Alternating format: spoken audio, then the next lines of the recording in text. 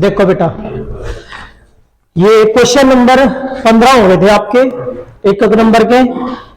ये पहला क्वेश्चन था बेटा। पहले क्वेश्चन में आपके 15 क्वेश्चन है फर्स्ट क्वेश्चन में। अब क्वेश्चन जो है बेटा आपका सेक्शन डी स्टार्ट होया है और ये है 2 मार्क्स, 2 मार्क्स ईच। 2 नंबर का क्वेश्चन है बेटा और क्वेश्चन नंबर 2 से स्टार्ट है बेटा। तो क्वेश्चन नंबर 2 में पहला क्वेश्चन क्या डालेंगे, आपको गिवन है इंटेंसिटी की रेशो। कहता है the coherent sources of light, 2 coherent sources of light है, उनकी इंटेंसिटी I1 बटे I2 की जो रेशो है बेटा वो दी गई आपको 25/1। उसने पूछा है I maxima to I minima की रेशो निकालिए। बेटा ये सभी आप जानते हो कि ये होता है a प्लस बी और ये होता है a माइनस बी का होल स्क्वायर। यदि हम एम्पलीट्यूड को इंटेंसिटी में कन्वर्ट करें तो पता है आपको root I1 plus root I2 bye क्या आएगा बेटा यहां root I1 minus root I2 इसका स्क्वायर। जब स्क्वायर करोगे I1 है बेटा 25, 25 का रूट 5, 1 का रूट 1, ये 5 माइनस 1 और ये 5 प्लस 1, ऊपर 6 बेटा और नीचे 4, 6 का स्क्वायर 36 और बेटा 4 का स्क्वायर 16। तो आपके पास आएगा 36 रेशो 16 बेटा आंसर आएगा। और ये इंपॉर्टेंट है क्वेश्चन नंबर 2 बेटा आता है। Now next question number 3। जो क्वेश्चन नंबर 3 है बेटा वो क्या कहा इसने कि डिफाइन सेल्फ इंडक्टेंस। बेटा क्या डिफाइन करना बेटा, डिफाइन करना बेटा एल को, और एल को डिफाइन करना है तो आपने क्या करना मेरे बेटा, आपने करना है E बराबर पढ़ रखा माइनस एल डी आई बटे डी टी। तो मेरे बेटा आप डी आई बटे डी टी नहीं डाले जो नीचे है, तो आपके पास आएगा E बटे में डी आई बटे डी टी बराबर है बेटा माइनस एल। तो आपने इसको डिफाइन करना है तो इसकी वैल्यू कितनी हो जाए 1। तो क्या लिखोगे बेटा डेफिनेशन, द सेल्फ इंडक्टेंस। देखिए बेटा ये मैंने सॉल्यूशन कर रखे हैं, मैं डाल दूंगा, ये लिख लेंगे।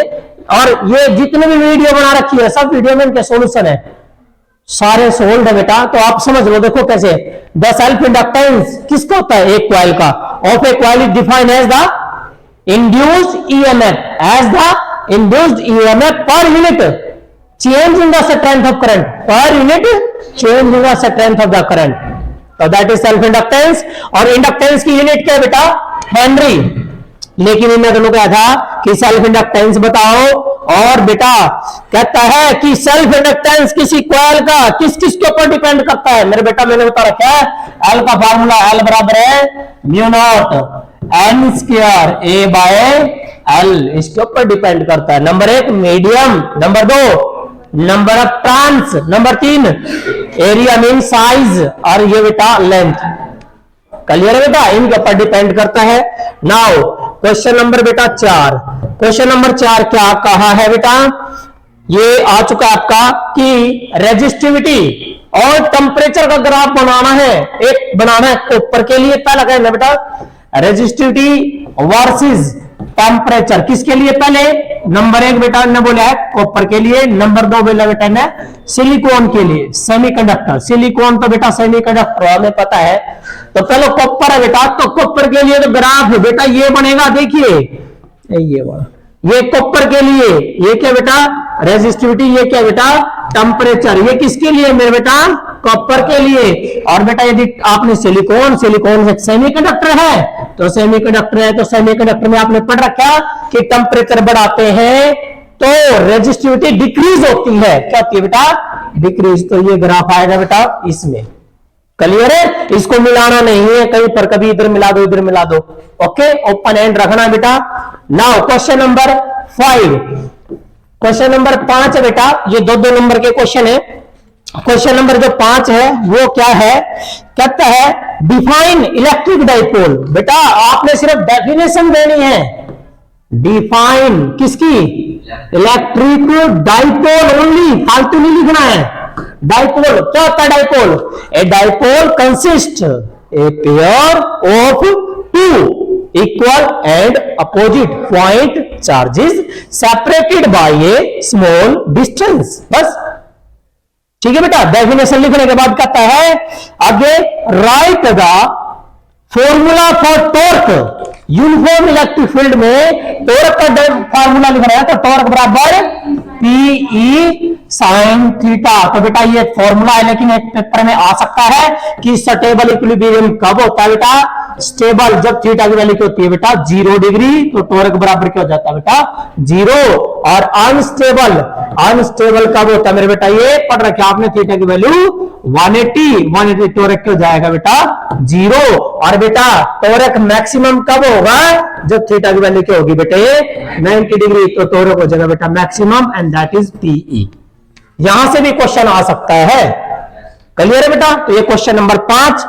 नाउ क्वेश्चन नंबर 6, ये कहता है potential energy of a magnetic dipole कब मैक्सिमम होगी कब मिनिमम होगी बेटा, potential energy of a magnetic dipole. तो बेटा क्वेश्चन नंबर 6 क्या क्वेश्चन है, potential energy of a magnetic dipole, of a magnetic dipole. अरे बेटा बता रखा है आपको कि जो पोटेंशियल एनर्जी है मैग्नेटिक डाइपोल की होती है माइनस एम बी, यहां होता है बेटा cos theta 2 minus cos theta 1।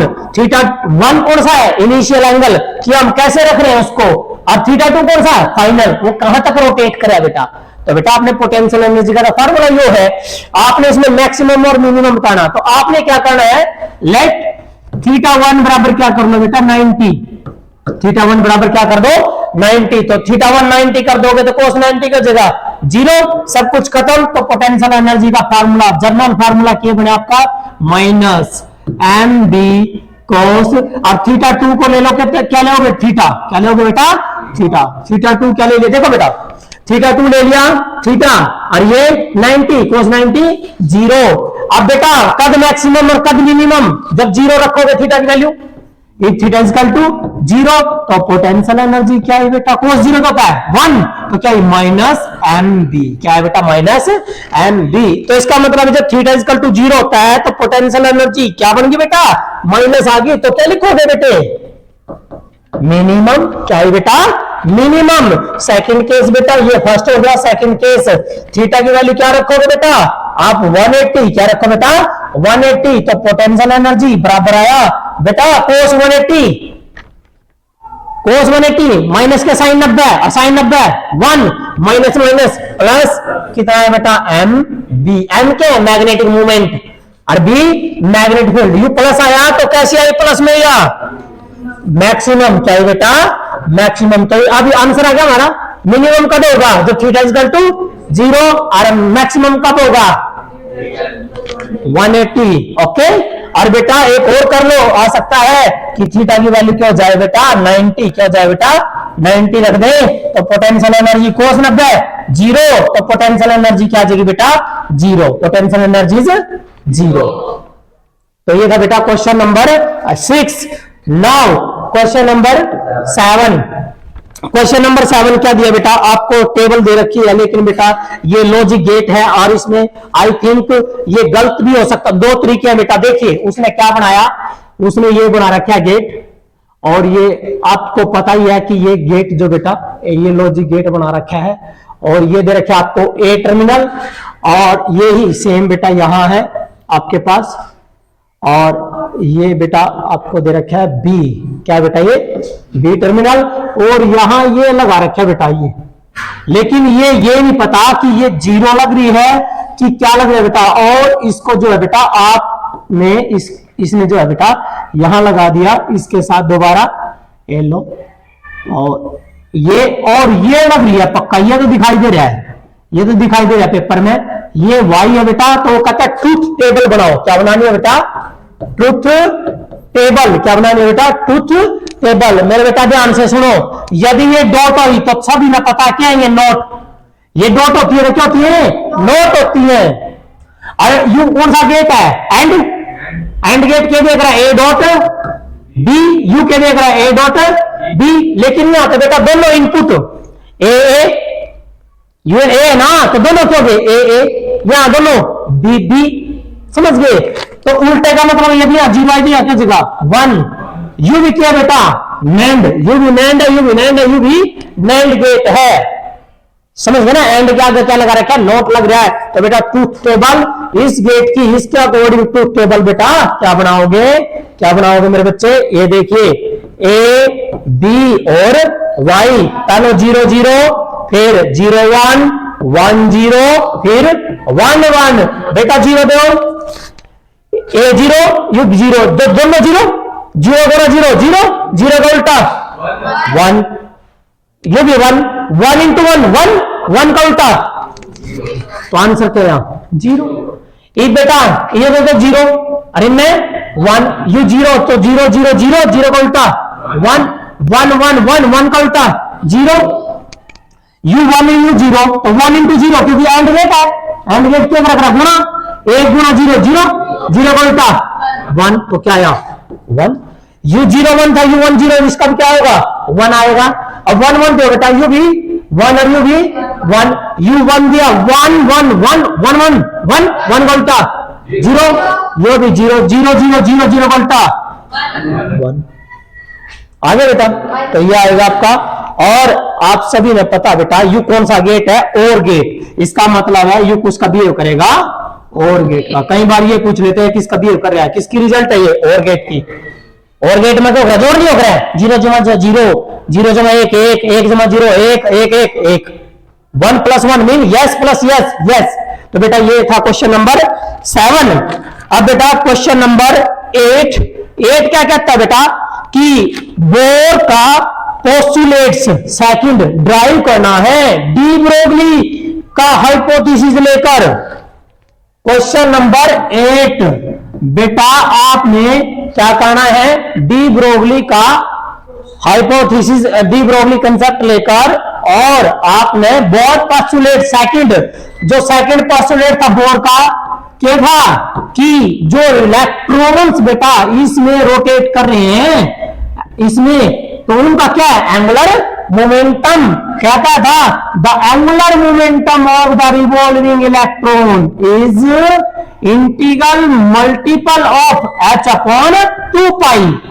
देखिए बेटा एमवीआर क्या होता है एंगुलर मोमेंटम, एमवीआर क्या होता है बेटे angular momentum, the angular momentum of the revolving electrons in the stationary orbit is equal to integral integral number integral multiple किसका h upon 2 pi, integral multiple of h upon 2 pi. तो ये बेटा proof करना आपने de Broglie hypothesis use करना है। तो de Broglie क्या था बेटा आपका, डी ब्रोगली कंसेप्ट था, देखिए अकॉर्डिंग टू डी ब्रोगली